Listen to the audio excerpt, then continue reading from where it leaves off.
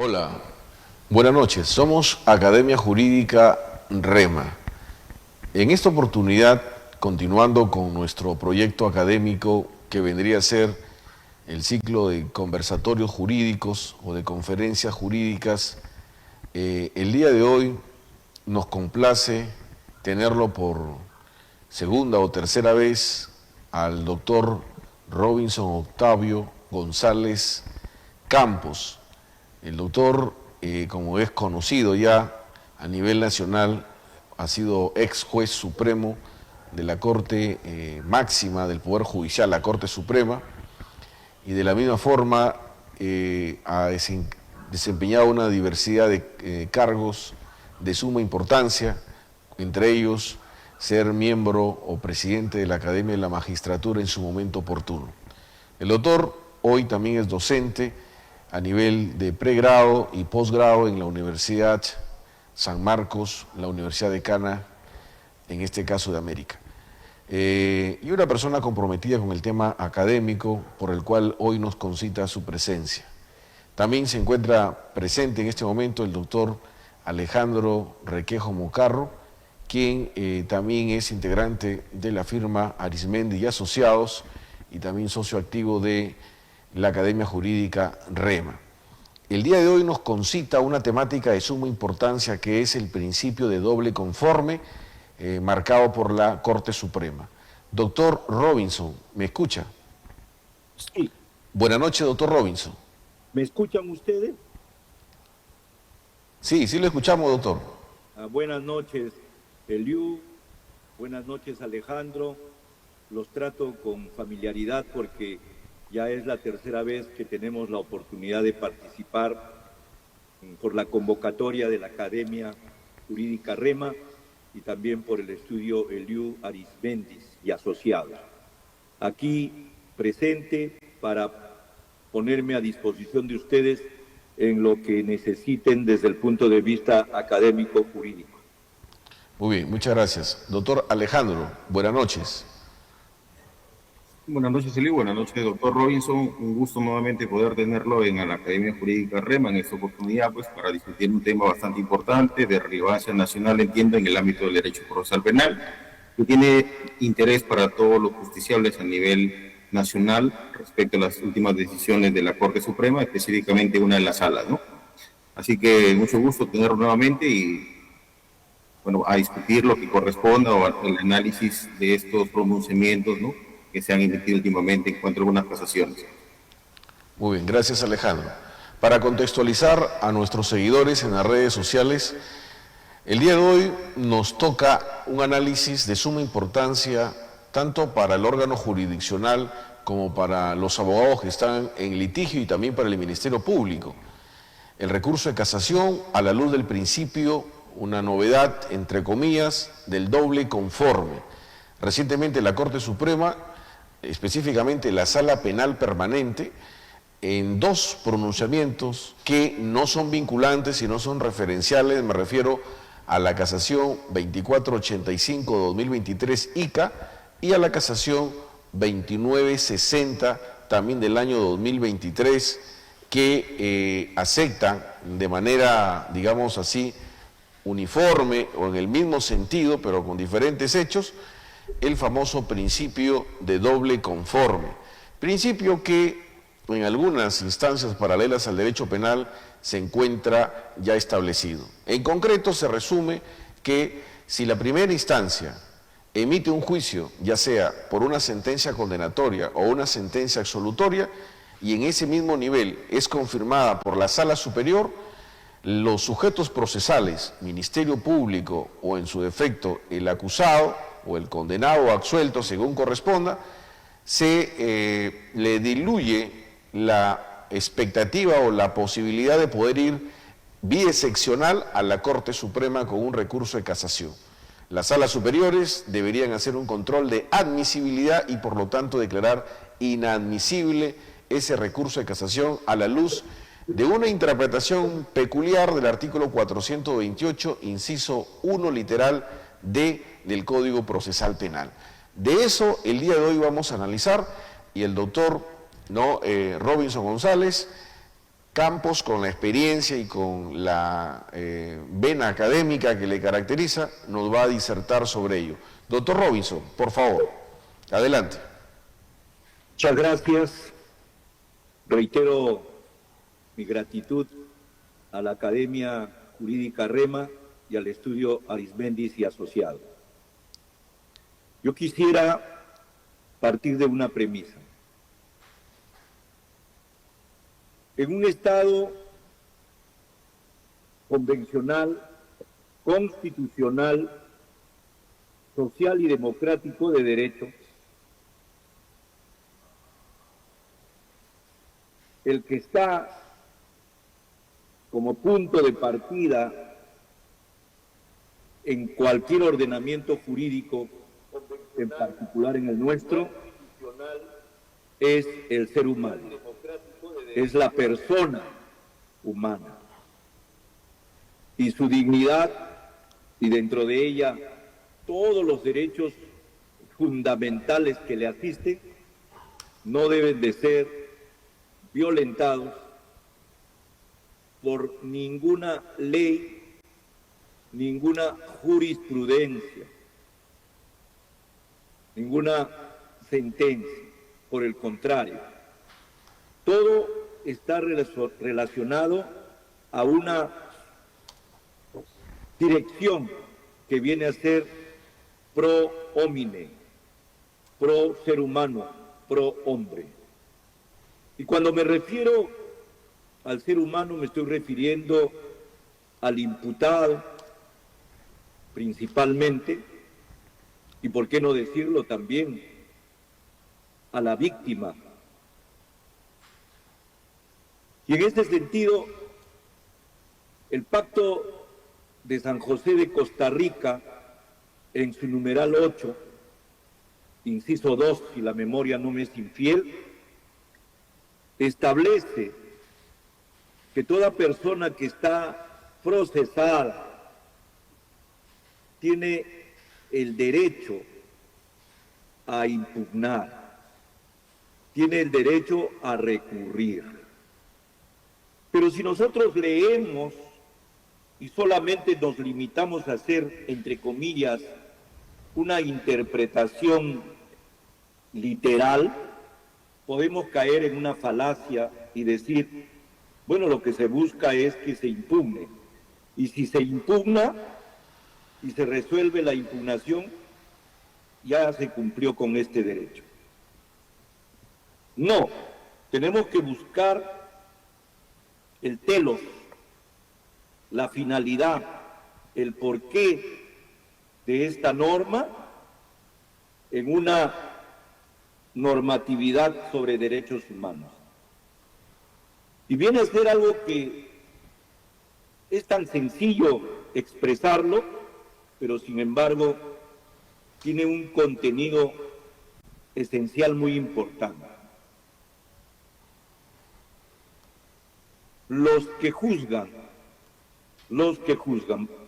por eso es que América y también el mundo se reunió para establecer esta clase de convenios, de convenciones, de tratados, de pactos, porque la historia ha demostrado que el Estado, que es el llamado a ejercer el derecho subjetivo de punir, conocido como el jus puniendi, comete errores o no los comete, sino se decanta por sesgos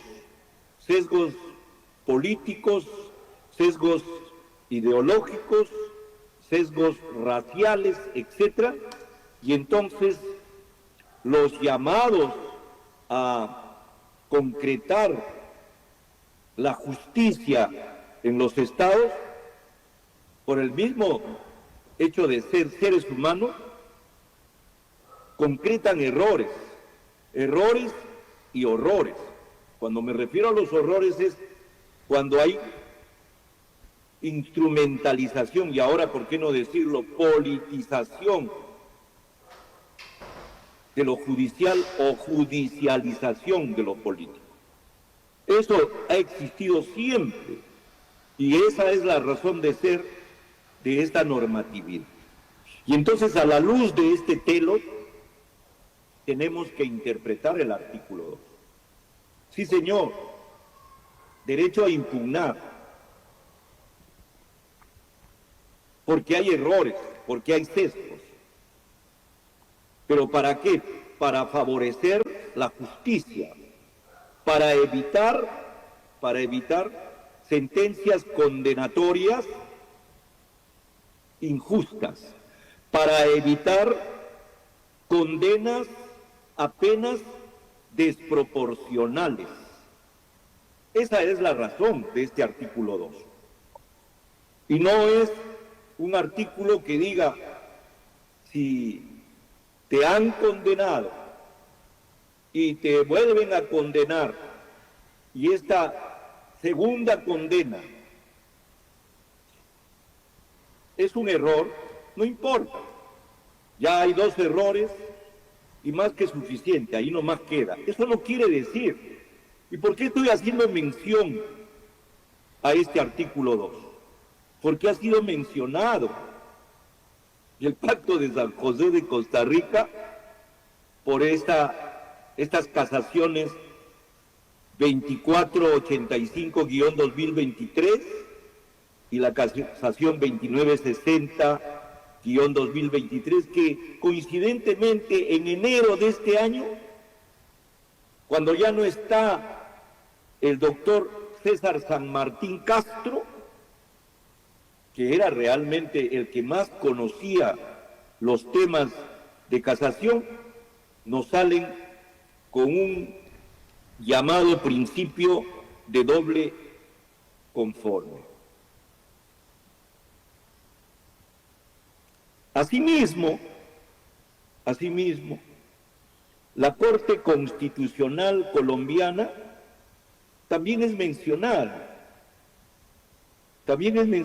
y señala que la Corte ha hablado del doble conforme. Pero cuando la Corte habla del doble conforme, habla pro homine.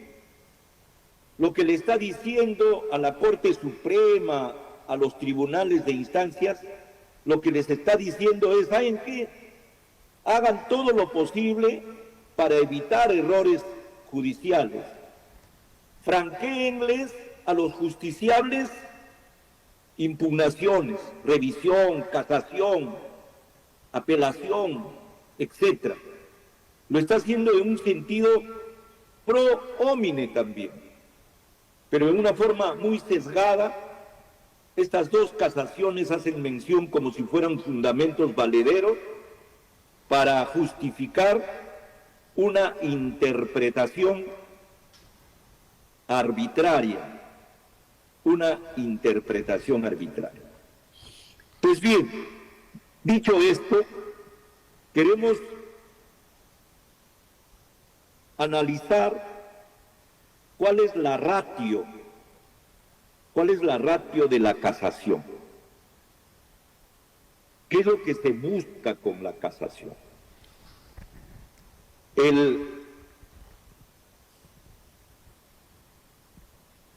El Código Penal,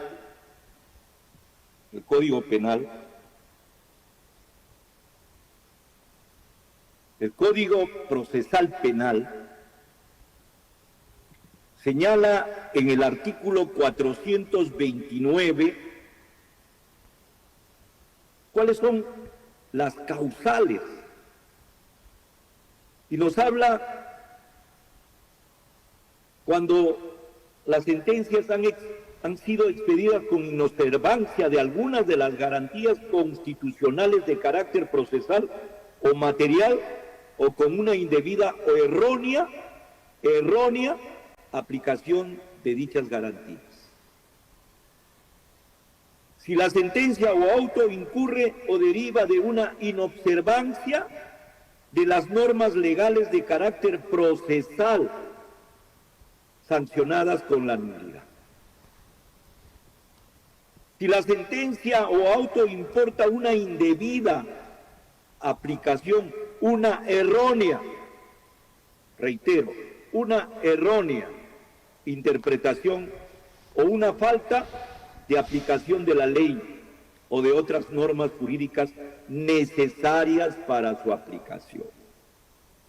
Si la sentencia o auto ha sido expedido con falta o manifiesta ilogicidad de la motivación cuando el vicio resulte de su propio tenor, si la sentencia o auto se aparta de la doctrina jurisprudencial establecida por la Corte Suprema o en su caso por el Tribunal Constitucional. ¿Cuál es el común denominador de estas causales? El error. Por esto cuando se habla de la casación, se habla que la casación tiene razones, busca la corrección de los errores. Esa es la labor nomofiláctica de la casación. Y también, ¿por qué no decirlo? Un fin diquelógico. Busca, corrigiendo estos errores, la injusticia. Entonces, si nosotros tenemos que interpretar, porque si la ley en forma precisa, como lo hace en el artículo 386 el Código Procesal Civil, si nuestra ley procesal penal en forma precisa, indubitable, literal, gramatical, sintáctica, realmente se decantara por el doble conforme como lo hizo en su momento, hace pocos años, el Código Procesal Civil, no estaríamos aquí discutiendo. Pero, dicho todo lo que hemos manifestado, todo ello, artículo 8º, inciso 2 del Pacto de San José de Costa Rica, la sentencia aludida por las mismas casaciones del Tribunal Constitucional o de la Corte Constitucional de Colombia, etc. Todo ello nos debe de servir para hacer la interpretación del artículo 428, numeral 1, literal D, del Código Procesal Penal. El artículo 428 tiene como epígrafe desestimación. Desestimación. Dice, la Sala Penal de la Corte Suprema declarará la inadmisibilidad del recurso de casación cuando, y ahí viene el literal D. Fíjense lo que dice: el recurrente hubiera consentido previamente la resolución adversa de primera instancia, si esta, ¿cuál? La resolución adversa de primera instancia, ¿no?, consentida. El recurrente hubiera consentido previamente la resolución adversa de primera instancia, si ésta fuere confirmada por la resolución objeto del recurso. Si yo, justiciable, víctima o acusado, consiento la sentencia de primera instancia y esta, ya consentida, llega en apelación a la sala de apelaciones y esta la confirma en su integridad, entonces debe de ser inadmitida. Debe de ser inadmitida. ¿Por qué? Porque se ha dado el primer presupuesto, que tiene dos partes, que están indesligablemente establecidas. El recurrente hubiera consentido previamente la resolución adversa de primera instancia si ésta fuere confirmada por la resolución objeto del recurso. Punto y coma. Punto y coma. O si invoca violaciones de la ley que no hayan sido deducidas en los fundamentos de su recurso de apelación. Sin embargo, el ingenio para buscar, porque eso es, lo tenemos que decir, y lo decimos con respeto, porque eso es lo que deducimos de estas casaciones, de la intención que tiene el ponente, que es el doctor Luján Túpez. En el fondo lo que están buscando es solucionar la sobrecarga procesal que tiene la Corte Suprema. La Corte Suprema, hoy 2026, tiene sobrecarga procesal con respecto a las casaciones hasta el 2021, 2022. Están atrasados 4 años. Y entonces la mejor forma que han visto para solucionar esta sobrecarga procesal en contra del justiciable, en contra de la justicia, en contra de la posibilidad que en sede judicial, no en sede constitucional, sino en sede judicial, se tenga la posibilidad de corregir los errores a los que se refiere las causales del artículo 429, el error improcedendo, el error injudicando, pues se diluye, utilizando la palabra de nuestro anfitrión, el doctor Eliú Arismendi, se diluye esta posibilidad. ¿Por qué? Porque para el doctor Luján Túpez hay 3 presupuestos en el literal D del numeral 1 del artículo 428. Según él, el primer presupuesto sería: el recurrente hubiera consentido previamente la resolución adversa o de primera instancia. Primer presupuesto. Si ésta fuere confirmada por la resolución objeto del recurso. Fíjense que acá dice, si ésta fuera confirmada, ¿cuál? ¿Cuál? Si ésta fuera, pero para Luján Túpez dice, si ésta fuera confirmada por la resolución objeto del recurso, bueno, basta con que una resolución, por más errónea que sea, una resolución, por más fallida que sea, por más injusta que sea, nomofiláctica y diquelógica. Nomofiláctica y diquelógica. Por más que esto se hubiera dado, igual, dos errores hacen verdad. Y entonces, a los errores judiciales, que cada cierto tiempo, y no con la regularidad que quisieran, cada cierto tiempo, son corregidas por el Tribunal Constitucional, pues vamos a agregarle más y más errores judiciales que no van a ser subsanados. ¿En aras de qué? En aras de la descarga procesal. Eso es lo que estamos buscando. Por supuesto que no. Ahora bien, ¿qué es lo que tenemos que hacer? Porque esa es la gran pregunta. Yo realmente pongo a consideración esta inquietud que tengo. ¿Qué es lo que tenemos que hacer ante estas dos casaciones? Una alternativa puede ser académica, que la doctrina se pronuncie,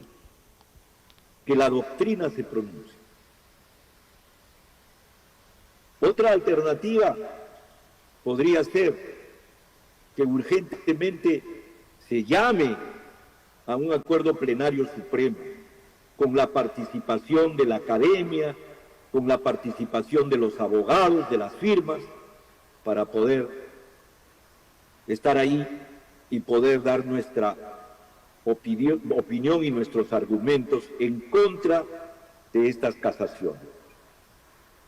Y otra alternativa que me parece la más urgente sería interponer una acción de amparo, o si pudiéramos llegar a los justiciables que han sido materia de estas casaciones, que ellos puedan interponer una acción, una demanda de habeas corpus para que llegue al Tribunal Constitucional, y el Tribunal Constitucional, este tribunal que está trabajando muy bien, excelentemente, este tribunal pueda corregir este desaguisado, pueda enmendarle la plana a la Sala Penal Permanente de la Corte Suprema. Todavía nosotros no podemos pronunciarnos con respecto a la Sala Penal Transitoria, porque me parece que todavía ellos no están resolviendo casación.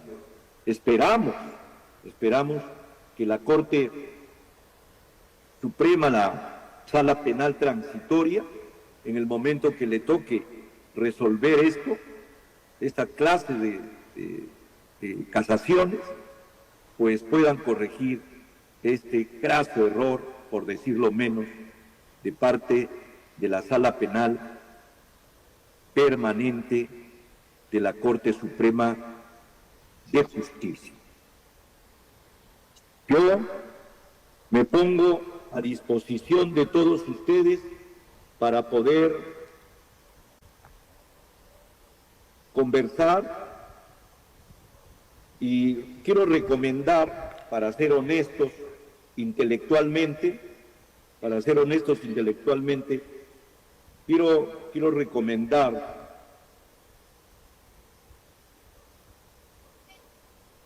la lectura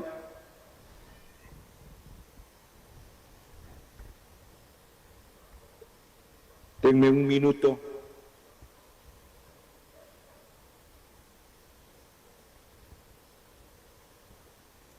De un artículo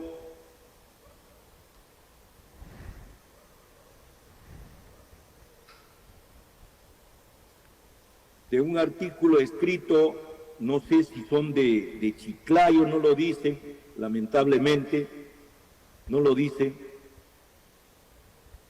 pero son un varón y una dama que escriben este artículo muy sesudo con respecto a la casación, la de Ica, no la de Huánuco, la 2485-2023. Ahorita les voy a decir sus nombres.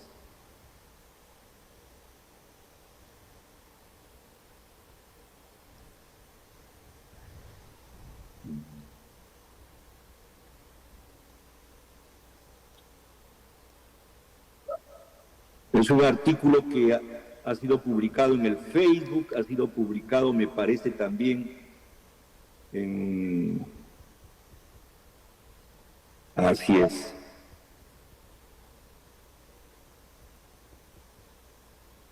No los encuentro. A ver, un ratito, por favor. Bien, debe doctor, estar por aquí. Mientras lo ubica, doctor Robinson, a efecto de poder seguir la dinamicidad de la conversación, ¿le parece si le damos espacio al doctor Alejandro para efecto de conocer también su opinión? Claro que sí, claro. Correcto, que sí. y Mejor todavía conversando. para yo poder ubicarlo con tranquilidad. Correcto. Doctor Alejandro, ¿cuál es su opinión a esta realidad casacional que nos presenta hoy nuestra Corte Suprema? Muchas gracias, Eli. Bueno, en realidad para nosotros lo digo para nosotros ya los litigantes, porque ya estamos trabajando, pues, ¿no? Y viendo varias circunstancias similares. Es preocupante porque sabemos, y ahora que estamos también, pues, a nivel del ejercicio de la profesión como abogados, libres, ¿no? De que muchas salas superiores, ¿no? Cometen bastantes errores en la aplicación de las normas, tanto las normas penales como las normas procesales en algunos casos, ¿no? Entonces, estas circunstancias a nosotros nos preocupa porque finalmente consideramos de que con este doble conforme o lo tendríamos que exigir a los jueces superiores de que hagan un mejor trabajo para que de otra manera se garantice una adecuada administración de justicia. ¿Eso qué significaría? Pues mayores capacitaciones, mayor digamos, tiempo para que puedan resolver sus sentencias en segunda instancia, ¿no? Y dar una respuesta acorde a derecho. Pero sabemos que eso no va a pasar por la excesiva carga laboral que existe en el Poder Judicial. Entonces, la única garantía que se ha tenido en estos últimos años es por lo menos los pronunciamientos de la Corte Suprema. Y como bien lo señala el doctor Robinson González, uno de los garantes de estos derechos y que ha dejado mucha doctrina, digamos, interesante, jurisprudencial sobre todo, ha sido el doctor Martín Castro, ¿no? Que en muchos temas él ha dejado, pues, establecido, ¿no? Las correctas interpretaciones de diversas normas, tanto penales como a niveles también de procesales.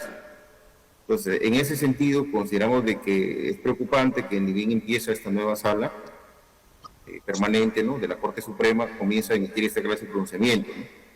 Y como dice el doctor, entiendo de que es por la sobrecarga laboral y de repente también un poco la respuesta, ¿no? Lo pongo ahí al debate, de la modificatoria que hizo, pues, el Congreso, ¿no?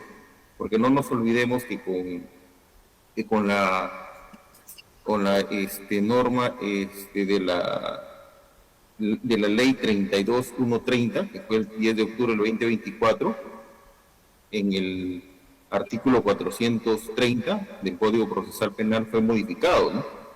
Y sobre todo en la parte final, que es el numeral sexto, establecía, si se tratara de sentencias con pena privativa de la libertad efectiva que se justifican cualquiera de las causas del artículo 429, el recurso procede sin someterse a votación. Es decir, sabemos que para que pueda declararse la admisibilidad y también verse el fondo del asunto, siempre había una votación para ello, ¿no?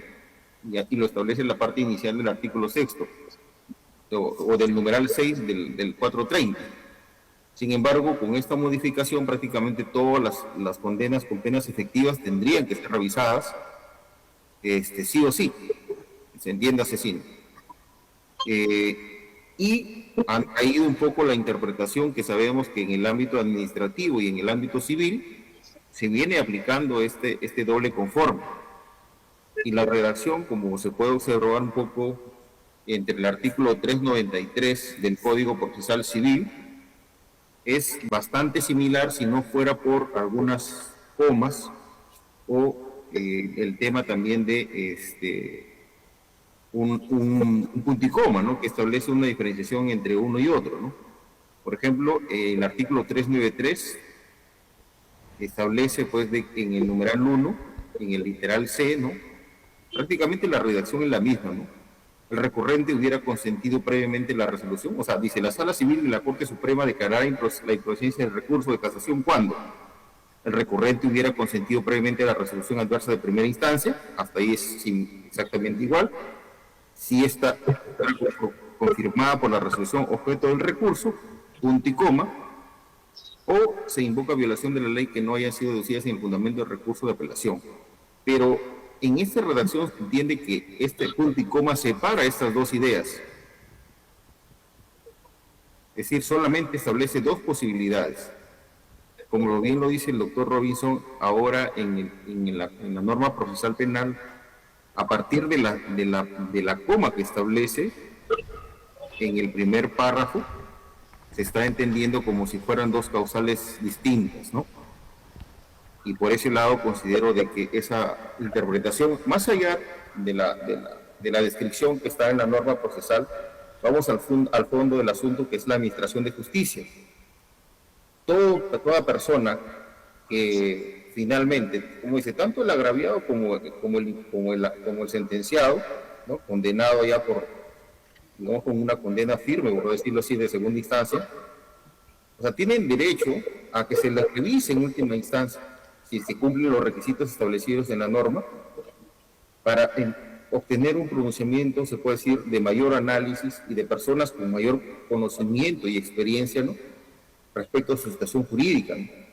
Sobre todo pues en circunstancias donde hay penas privativas de libertad en algunos casos. O hablamos, por ejemplo, de reparaciones civiles que son, digamos, bastante altas, ¿no? Es decir, en los montos. Entonces, ¿por qué no, digamos, darle la posibilidad al justiciable de que su Corte Suprema le emita un pronunciamiento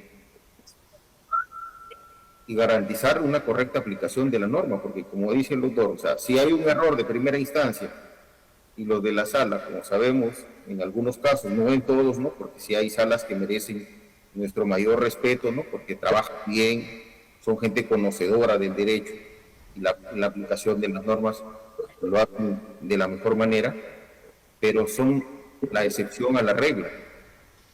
Entonces, en la mayoría de casos hemos encontrado de que confirman los errores de primera instancia, ¿no? Entonces, es preocupante que ahora necesariamente, ¿qué es lo que va a generar esta situación?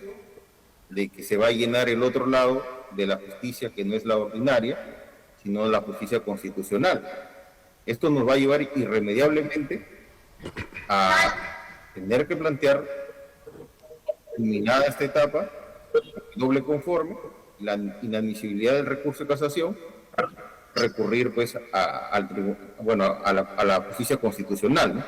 A través de un habeas corpus, para poder lograr en un futuro también un pronunciamiento del Tribunal Constitucional, porque en la práctica sabemos de que es raro, ¿no?, que un juez constitucional de primera instancia declare la nulidad, ¿no?, de las sentencias emitidas del otro lado de la justicia ordinaria, y rara vez las salas superiores también puedan darte la razón. O sea, mayormente todo el mundo termina diciendo, esto no lo voy a resolver yo, sino agota tu pronunciamiento con el Tribunal Constitucional. Y así se va alargando, digamos, la posibilidad, ¿no?, sobre todo en algunos casos donde consideramos de que hay pronunciamientos de manera injustos por la aplicación indebida de la norma, ¿no? Eso es lo que podría señalar el libro respecto a este punto que estamos discutiendo el día de hoy. Sobre este doble conforme, consideramos que afecta a los derechos de los justiciables, esta interpretación, que finalmente no van a poder obtener un pronunciamiento de la más alta autoridad que tenemos, que es la Corte Suprema y la justicia ordinaria, ¿no? Muy bien. Doctor Robinson, ¿encontró el material? Sí. Por favor. Justamente el artículo se titula El doble conforme y el poder de la coma que puso en confusión a la Sala Penal Permanente de la Corte Suprema. ¿Quiénes son los que escriben este artículo? Una doctora Mirela Mercedes Palacios Moncada, abogada egresada de la Maestría de Derecho, que no dice de qué universidad, socia fundadora del estudio jurídico Palacios Moncada y abogado. Y Rolando López Montalbán, abogado y socio fundador del estudio jurídico Rolando López Abogados y Asociados.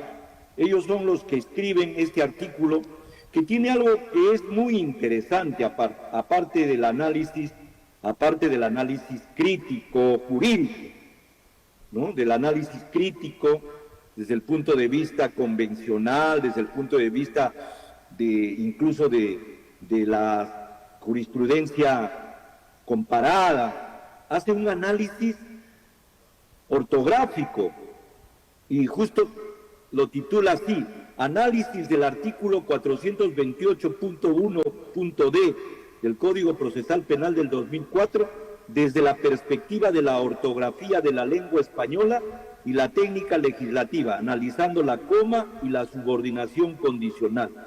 Y nos da una clase de lingüística, de sintaxis, de ortografía, y justamente llegan a la conclusión que se han equivocado. Y también, para ser honestos, hace un análisis de ese fundamento que señala estas casaciones con respecto a la aplicación supletoria del Código Procesal Civil.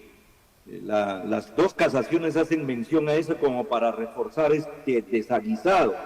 Y estos abogados al escribir en este artículo señalan pues que es impertinente una aplicación supletoria porque solo se da esta cuando hay algún vacío. Como lo acaba de leer el doctor Alejandro, como lo acaba de leer, ahí no hay ningún vacío. Está claro y hay que respetar el principio de legalidad procesal que en forma expresa, no solo desde el punto de vista constitucional y supraleyes, existe, si mal no recuerdo, en el artículo 9 del Código Procesal Constitucional vigente. Se habla del principio de legalidad y ahí está en el artículo 428, numeral 1, literal D, expresamente señalado que no se trata de 3 supuestos sino de 2 y que arbitrariamente en forma incluso antigramatical, antiidioma, transgrediendo el idioma, han hecho una interpretación totalmente errónea. Pero yo quisiera que ustedes me permitan, que son cortas, las conclusiones a las que llegan estos señores. Fíjense lo que dice. La casación 2485-2023 ICA, porque se refieren solo a esta casación, representa un retroceso en la consolidación del modelo acusatorio garantista en el Perú, al pretender optimizar el trabajo de la Corte Suprema mediante la instauración del doble conforme por vía interpretativa como causal de inadmisibilidad.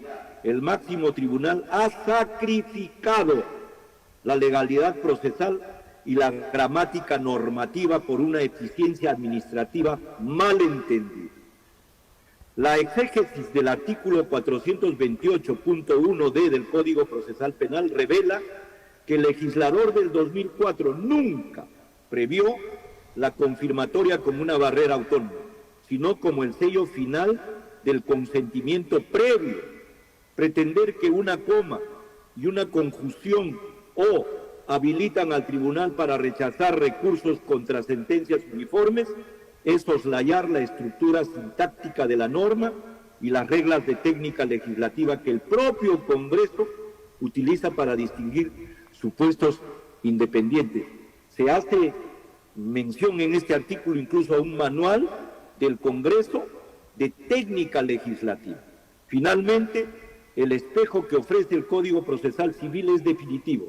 La Ley 31.591 fue necesaria porque sin ella el doble conforme no existiría como filtro de improcedencia. En materia penal, donde los bienes jurídicos en disputa son de mayor relevancia, la exigencia de una reforma legislativa expresa debería de ser absoluta. Permitir que la Corte Suprema legisle, entre comillas, mediante autos de inadmisibilidad basándose en errores de puntuación cometidos por ellos mismos, no solo afecta a los justiciables de hoy, sino que debilita la estructura democrática basada en la separación de poderes y la supremacía de la ley sobre el arbitrio judicial. Aquí viene la reiteración de mi pregunta, de mi inquietud. ¿Se puede o no se puede? Quisiera que me respondan, por favor. ¿Se puede o no se puede, suponiendo que fuéramos los abogados de los justiciables, tanto de esta casación 2485-2023 como la de la 2960-2023 de Huánuco, ¿se puede o no se puede interponer una acción de habeas corpus contra estas casaciones? Esa es la pregunta, porque si así fuera, no queda otra cosa que ya comenzar a hacerlo, porque pronto seguramente nosotros vamos a tener procesados, clientes, defendidos, que van a ser víctimas de una jurisprudencia tan nefasta como esta. Bien, gracias doctor Robinson. Personalmente considero al respecto, si bien es cierto, como refiere Alejandro y también usted, doctor Robinson, se está invocando de manera supletoria la ley civil, el Código Civil o el Código Procesal Penal, que en efecto hay una transcripción literal al Código Procesal Penal en el 428. Sin embargo, bajo la lógica de la interpretación de la ley procesal, hay una manifiesta, abierta, abismal separación entre el derecho penal y el derecho civil o el derecho privado respecto a la interpretación de la norma procesal. Y es que en el derecho civil no se puede interpretar la norma a favor del demandado, pero en el derecho penal, y en este caso en el derecho procesal penal, por núcleo constitucional sabemos, es un ABC, que las normas, sean sustantivas o procesales, se interpretan o se aplican a favor de los intereses de la parte imputada. Y en ese sentido, yo invoco el artículo 7, inciso 3, del Código Procesal Penal en su título preliminar, que a la par reza: la ley que coacte la libertad o el ejercicio de los derechos procesales de las personas, así como la que limite un poder conferido a las partes o establezca sanciones procesales, será interpretada restrictivamente. Esta parte de la interpretación restrictiva me remite indefectiblemente a la gramática de la redacción del texto. El 428, con el respeto que merece la Corte Suprema, no registra, el literal D del inciso 1, no registra gramaticalmente 3 supuestos, registra 2 supuestos. Y lo registra en la medida que el punto y coma evidencia gramaticalmente la existencia de 2 oraciones sintácticas independientes, pero a la misma vez unidas semánticamente con un solo propósito: el recurso de casación. En ese sentido, si queremos hacer una interpretación, la ley procesal debe ser interpretada restrictivamente. Y aquí hay una interpretación mal gramaticalmente llevada en contra de los intereses de la parte imputada, procesada. Punto 2. El mismo segundo supuesto del inciso 3 del artículo 7 señala: la interpretación extensiva y la analogía quedan prohibidas mientras no favorezcan la libertad del imputado o el ejercicio de sus derechos, de manera expresa. De modo tal que aquí la Corte Suprema, de manera reiterativa, está haciendo una interpretación contra la naturaleza propia de la norma procesal. Es un acto contra natura, porque está interpretando en un sentido contrario al ejercicio de los derechos de la parte, en este caso procesada o condenada. Imaginémonos, a todos los que nos están conectados y siguiéndonos en las redes sociales, imaginémonos que en primera instancia condenan a una persona a cadena perpetua y la Sala Superior ratifica la cadena perpetua. Invoco la máxima del doctor Robinson González, el famoso principio de doble error que podría darse. Se equivocó porque somos humanos el órgano jurisdiccional de primera instancia y ratificó el error la Sala Superior. Es imposible, en la lógica de este criterio de doble conforme, ir a la Corte Suprema, tendrían que declararlo inadmisible. Y no en el sentido de que, y eso lo sabemos perfectamente, que no podemos ir a la Corte Suprema como una tercera instancia, porque la casación es excepcional. Pero justamente la excepcionalidad de la casación como función nomofiláctica y teleológica me lleva a entender que hay una necesidad de justicia para que se pueda administrar correctamente, en este caso la justicia penal. Por lo tanto, creo yo manifiestamente que hay un flagrante error de la Corte Suprema en estos 2 criterios jurisprudenciales que ha asumido. Damos gracias que no es vinculante, ¿no? Es un criterio referencial que se tiene en este caso de manera, digámoslo así, indicativo, ¿no? Invocativo, más no postulatorio, más no de carácter obligatorio preceptivo, porque no es doctrina jurisprudencial. En ese mismo sentido tenemos, doctor, para las personas que están interesados en el caso, nos acaban de enviar en interno también ha hecho un colega, el doctor Jiménez Niño, ha publicado el día 13 de febrero en su página en Facebook, Aprendiz de Abogado, un comentario al respecto en sentido contrario del famoso doble confort. El título se llama La casación penal y el doble confort, entre interrogante, a tener en cuenta, a propósito de la casación 2485-2013 ICA. Un segundo plano, doctor Robinson, para ir cerrando esta conversación, invitamos a todos los que nos están siguiendo poder comunicarnos en interno al WhatsApp 9682496665 o a las redes que aparecen en interno para poder absolver y seguir conversando en esta entrevista en vivo. Una segunda temática, doctor Robinson, ya que usted formó parte de la Corte Suprema en su momento oportuno y tuvo la oportunidad de analizar los recursos de admisibilidad o inadmisibilidad de las casaciones que presentaban los sujetos procesales. Doctor Robinson, ¿cuál es la tendencia del juzgador, en este caso del juez supremo, en primer orden, para efecto de analizar un recurso de casación?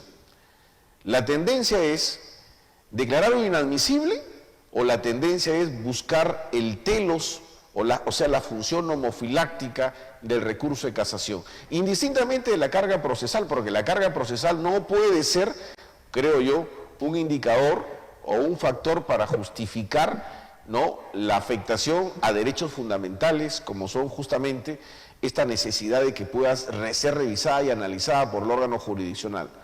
¿Qué nos puede decir al respecto, doctor Robinson González, usted en su experiencia como juez supremo en su momento oportuno? Muchas gracias por la pregunta. Primero yo quisiera señalar un caso que menciona este artículo al que he hecho referencia. Un caso concreto, ponen, ¿no? Un sujeto cuya sentencia absolutoria es revocada en segunda instancia, según la interpretación de la Corte Suprema actual. Un sujeto cuya sentencia absolutoria es revocada en segunda instancia, sentencias discrepantes, tiene acceso libre a la casación penal. En cambio, un sujeto cuya condena injusta, y eso es la mayoría, cuya condena injusta es confirmada en segunda instancia, sentencias uniformes, se ve privado del control de la Corte Suprema, a pesar de que el error de derecho invocado sea el mismo en ambos casos. Esta distinción no se basa en la gravedad de la infracción legal denunciada, sino en la coincidencia azarosa de los tribunales inferiores, lo que constituye un criterio de admisibilidad arbitrario y ajeno a la justicia penal constitucionalizada. Te voy a responder, Eliú, con lo que decía el doctor Pablo Talavera hace más o menos 20, 25 años, decía con respecto a la Corte Suprema. La Corte Suprema, con respecto a la prueba prohibida, se está encargando de convalidarla, de regularizarla, de admitirla, de valorarla. Vale decir que la Corte Suprema, en vez de aplicar el artículo, si mal no recuerdo, 9 del título preliminar del Código Procesal Penal y el artículo 159 del Código Procesal Penal con respecto a la prueba prohibida, lo que hace es convalidar. Acuérdate de que en aquella época habían vladivideos, habían audios, y a montones que representaban prueba prohibida, pero sin embargo las utilizaron, las convalidaron, etc. Pues bien, ¿qué pasa con la casación? La casación tiene me parece en nuestro Código Procesal Penal, tiene un pecado original, tiene un error ab inicio. ¿Cuál es? Que agrede el principio y derecho de defensa que está en la Constitución, en el Pacto de San José de Costa Rica y en varios pactos o convenios internacionales, el derecho de defensa. ¿A qué me refiero? Que el certiorari, vale decir que la Corte Suprema, sin llamar a los abogados, a las partes, al Ministerio Público, a los abogados defensores, sin llamar a ellos, entre gallos y medianoches, resuelven si la casación está bien admitida o no está bien admitida. Y generalmente contra eso no hay nada que hacer, pero ahora estoy pensando ya con bastante seriedad que sí hay que hacer, y podría ser también, ¿por qué no una acción de habeas corpus contra eso? ¿Por qué no? Entonces, ¿qué es lo que te quiero decir? ¿Cuál es la ratio de la intervención de las partes en un procedimiento como en este caso la casación? Es coadyuvar. Nosotros somos los que coadyuvamos, el fiscal, el abogado de la defensa, coadyuvamos a que la Corte Suprema emita una resolución lo más justa posible. Y yo conversé con el doctor Luján Túpez una vez y le dije, ¿por qué no llaman a una audiencia antes de la calificación para que nosotros podamos dar nuestros argumentos y nuestras posiciones? Uy, no tendríamos cuándo terminar con la carga procesal, me respondió. Tendríamos más sobrecarga procesal. Fíjense, entonces, ¿qué nos garantiza? En aquella época, la verdad que muy pocos conocíamos la casación, el que manejaba, y hasta ahora, hasta hace poco, manejaba, solo por un tiempo nomás permitieron que la Sala Penal Transitoria participara en las casaciones, pero generalmente las casaciones, ustedes pueden ver la historia, han sido resueltas por la Sala Penal Permanente. Y la Sala Penal Permanente siempre ha tenido un gurú, y esto es la verdad. La Sala Penal Permanente ha tenido al doctor César San Martín Castro, y por eso él estaba a cargo de las casaciones. Pero cuando habían otros ponentes, como hasta hoy se ve, yo estoy litigando y veo eso, cuando habían otros ponentes diferentes al doctor César San Martín, se decantaban por ya tener una plantilla para declararla no bien admitida. Así como sucede también en la historia del Tribunal Constitucional con respecto al habeas corpus. El habeas corpus no es una instancia, la casación no es una instancia, y ese rechazo masivo de las casaciones, del 100% de casaciones en mi época, se admitían, pues, yo diría un 10%, no creo que más, un 10%. Razones también porque los abogados no conocían, no sabían el tema de la casación, esto también hay que ser honestos, no sabían, no manejaban el tema de la casación, pero también el tema de siempre menos trabajo, ¿para qué llenarnos de trabajo? A veces no se admitían las casaciones porque los de las salas de apelaciones no enviaban el cuadernillo completo o no enviaban las copias de los actuados certificadas. Por esas razones se declaraban no bien admitidas las casaciones. Entonces, lo que quiero decir es que siempre estamos ante el formalismo y el buscar cómo rechazo esta casación. Esa es la idea, cómo rechazo esta casación. Pasan el filtro contadas casaciones. Eso es lo que estamos viendo y lo que hemos visto y lo que estamos viendo hasta hoy. Y por eso es que yo siempre reclamo y digo, no solo la casación tiene, y por eso saludamos la modificatoria del Código Procesal Penal a la que ha hecho alusión Alejandro con respecto a que las sentencias con penas privativas de libertad efectivas deben de ser admitidas en la casación sin mayor votación. Eso es lo que ha señalado la ley, a mí me parece. ¿Por qué? Porque ahí sí se hace realidad la función diquelógica de la casación. La función diquelógica de la casación.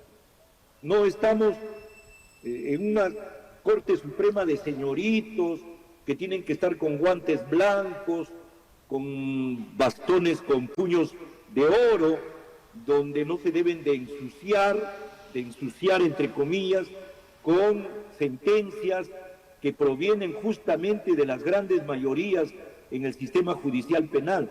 de aquellos justiciables que no tienen la posibilidad de tener abogados o de pagar a grandes estudios con abogados muy hábiles, muy inteligentes, muy capaces.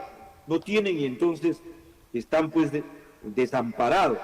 Y la idea no es que la Corte Suprema no tenga trabajo, la idea es que lleguen a la Corte Suprema y tengan la posibilidad de que se vean y se corrijan, no solo desde el punto de vista nomofiláctico, sino también diquelógico, los grandes errores judiciales que sufren los justiciables en nuestra realidad judicial penal. Muy bien, gracias doctor. Doctor Alejandro, nos están poniendo un caso para efecto de analizar y culminar este conversatorio, que está interesante. El caso es el siguiente, nuestros seguidores nos escriben en interno. El caso es el siguiente, y es un caso similar, doctor Robinson, que en aulas universitarias, una alumna nos presentó en su momento oportuno en la Universidad Nacional Pedro Ruiz Gallo a nivel de pregrado. ¿Qué pasaría si en primera instancia absuelven al acusado por cualquier delito y en segunda instancia la Sala Superior confirma la absolución? El abogado de la parte absuelta, del acusado absuelto, podría invocar este recurso de casación o este criterio de casacional sobre el principio del doble conforme, a efecto de que la parte agraviada, ya sea el actor civil o en su defecto los defensores de la sociedad, Ministerio Público, puedan ir a la Corte Suprema y la Sala Superior le diga no pasa a ir porque en este caso tenemos un doble conforme, así que vamos a declarar inadmisible porque le está favoreciendo en este caso al acusado procesado. ¿Qué puede decirnos, doctor Alejandro, al respecto? Y luego le corremos traslado al doctor Robinson González. Bueno, desde mi punto de vista, más allá de las partes, ¿no?, está la aplicación correcta de la norma. O sea, es decir, sea quien sea, si está en su derecho, porque se advierte que hay errores, ¿no?, en la interpretación, en la aplicación de una determinada norma, sea la parte agraviada, sea el imputado o el Ministerio Público como defensor de la sociedad, se debe, digamos, darle la posibilidad de recurrir a la Corte Suprema, ¿no?, mediante un recurso de casación. ¿Por qué? Porque finalmente lo que se quiere es una aplicación justa de la norma. Entonces, esa es mi posición al respecto, ¿no? Y teniendo otro punto importante, más allá de lo que tú has señalado hace un momento, de que no sean vinculantes, pero lo preocupante es que si es que estamos hablando de una misma sala, que usualmente es la que ve las casaciones, como es la sala permanente de la Corte Suprema, por un criterio de uniformidad y de no caer también en circunstancias de prevaricato, ¿no?, tendría que seguir bajo la misma línea de aplicación. Porque en unos casos sí, en otros casos no, ahí sí consideraríamos de que se podría un poco cuestionar el criterio utilizado por los magistrados de la Corte Suprema en interpretación de la norma procesal penal. Entonces sí es preocupante ese tema, ¿no?, más allá de que no lo diga expresamente, que sean pues una jurisprudencia vinculante, ¿no? Eso claro, para añadir un punto más a lo expresado, pero sí me ratifico en que independientemente de las partes, la norma procesal, por principio de legalidad procesal, se debería aplicar en su estricto sentido normativo y también teleológico, ¿no?, a fin de que siempre tenga una aplicación correcta.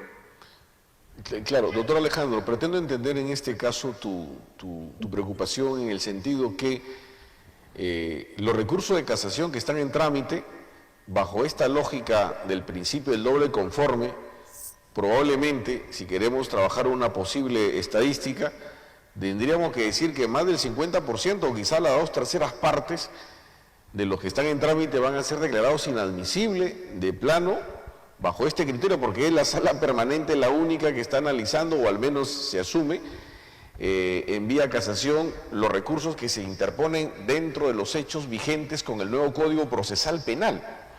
¿Así es? Claro, de mi óptica sí, porque finalmente un ponente puede ser uno, como por ejemplo hemos visto pues el doctor Luján, ¿no?, pues, Pero más allá de eso, todos los demás magistrados de la Corte Suprema refrendan ese pronunciamiento con sus firmas, ¿no? Es decir, que están conformes con ese pronunciamiento. Entonces, mañana pasado probablemente él no sea el ponente, pero finalmente todo va a hacerlo de la misma sala. Entonces, ¿cómo van a variar de criterio, salvo que como conversatorios como el día de hoy lo tengan en cuenta, ¿no? Por lo menos lo analicen, o también doctrina que se pueda escribir en, no sé, en revistas jurídicas a nivel nacional, o en digamos, no sé, en algunos congresos de derecho procesal penal, con mentes que se puedan pronunciar al respecto, los hagan reflexionar y, como dice el doctor, probablemente convoquen de repente a un acuerdo plenario, ¿no? A fin de que esto se defina de manera permanente para todas las salas y quede como un pronunciamiento, pero escuchando a todos los actores, ¿no? Dentro de ellos al Ministerio Público, a los abogados de la defensa y además otras instituciones que podrían coadyuvar a que se dé una interpretación debida de esta norma procesal. Porque, bajo mi criterio, la gran mayoría de casos que hoy están en trámite y que han sido admitidos por las salas superiores, van a llegar a la sala permanente. Y si estamos bajo el mismo contexto de que han confirmado en primera condena en primera instancia, confirmada por segunda instancia, lo lógico es que van a aplicar la misma plantilla, por no decirlo, y van a cambiar solamente los datos del caso concreto y van a venirse pues la inadmisibilidad en cadena, pues, ¿no? Y eso es lo preocupante, ¿no? En estos casos. Y también lo preocupante porque las acciones de garantía van a ser activadas inmediatamente, habeas corpus, acción de amparo, y la carga del Poder Judicial se va a pasar al Tribunal Constitucional, porque ese es lo que correspondería, toda vez que se estaría cerrando la vía en materia penal. No sé si coincidimos en eso, Alejandro. Incorrecto, sí lo mencioné hace un momento, porque finalmente la justicia constitucional va a ser la que va a terminar, digamos, cargándose más rápido, ¿no?, de diferentes pedidos por parte de los justiciables, ¿no? Como dice el doctor Robinson, si es posible un habeas corpus, claro que es posible un habeas corpus, porque finalmente con eso están cerrando la vía dentro del proceso ordinario. Entonces, la única manera de revertir estas decisiones que ya se han dado, tanto la de Ica como la de Huánuco, va a ser a través de un habeas corpus, que el Tribunal Constitucional probablemente tenga que hacer una interpretación correcta de esta norma a fin de que no se siga afectando el derecho de los justiciables.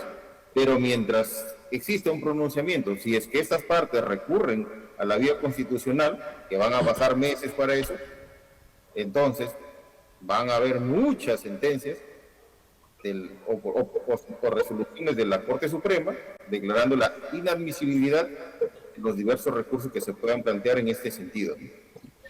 Bien, doctor Robinson, al respecto, ¿qué nos podría decir su opinión sobre esta situación que nos presenta un seguidor en interno?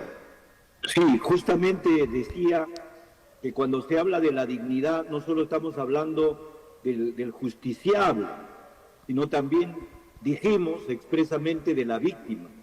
Y este es el caso pues de una víctima que el acusado ha sido absuelto en primera instancia y de repente erróneamente, esta absolución ha sido confirmada en segunda instancia, confirmando el error, doble error, y de acuerdo a la interpretación de la Corte Suprema, el Ministerio Público ya no podría interponer la casación, tampoco el actor civil. Entonces, una resolución injusta, porque tanto es injusta la absolución de un culpable como es injusta la condena de un inocente.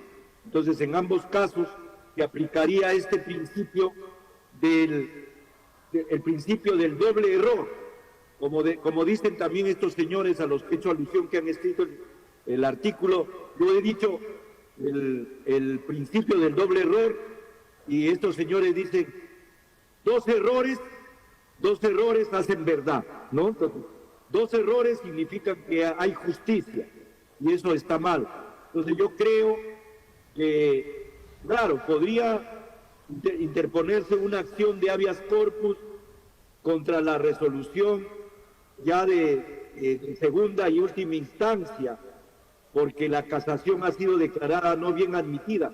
Pero mi pregunta es, y quisiera que me la respondan, ¿se puede interponer la acción de habeas corpus contra la resolución 2485-2023 o la resolución 2960-2023, vale decir estos autos, contra estos autos que ya prácticamente han puesto fin al proceso? Esa es la pregunta. Desde mi óptica, estimado doctor, por supuesto que sí, ¿no? Claro que sí, estamos con todos los presupuestos para habilitar un habeas corpus, ¿no? Y esto por un defecto en la motivación, porque hay una motivación aparente en la construcción de del 428, inciso 1, literal D de dedo, ¿no? Y creo que la Corte Suprema tendrá que, perdón, el Tribunal Constitucional o el órgano jurisdiccional, los jueces constitucionales, aunque honestamente yo a esta altura he perdido la esperanza con los jueces constitucionales, porque hasta la fecha hoy estamos en el litigio y no encuentro honestamente ningún juez hasta la fecha, ni de primera ni de segunda instancia, que entienda por lo menos la función del juez constitucional, o por lo menos que está haciendo la función de garantías constitucionales. Son otros jueces civiles o penales que no tienen una formación constitucional. O sea, siempre es infundado, confirmo infundado. Incluso por ahí Alejandro me compartía en interno hace unos días atrás que un juez, no solo por haber declarado fundado un habeas corpus, había existido una sospecha de un acto ilícito y fue procesado por un delito de prevaricato y condenado, me parece, no sé, corrígeme Alejandro, si fue el caso concreto, ¿no? Entonces, es una situación que esto solamente lo lleva al Tribunal Constitucional.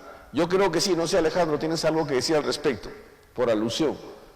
No, sí, en el mismo sentido, ¿no? En principio lo que dice el autor, el habeas corpus es perfectamente es factible en estas circunstancias porque no queda también otra vía, digamos, en el ámbito de la justicia, ¿no?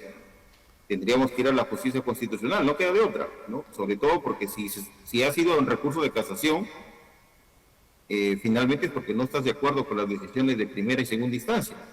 Entonces tendrías que ir contra todas ellas y finalmente hasta con, en este caso, la decisión de declarar inadmisible pues el recurso de casación.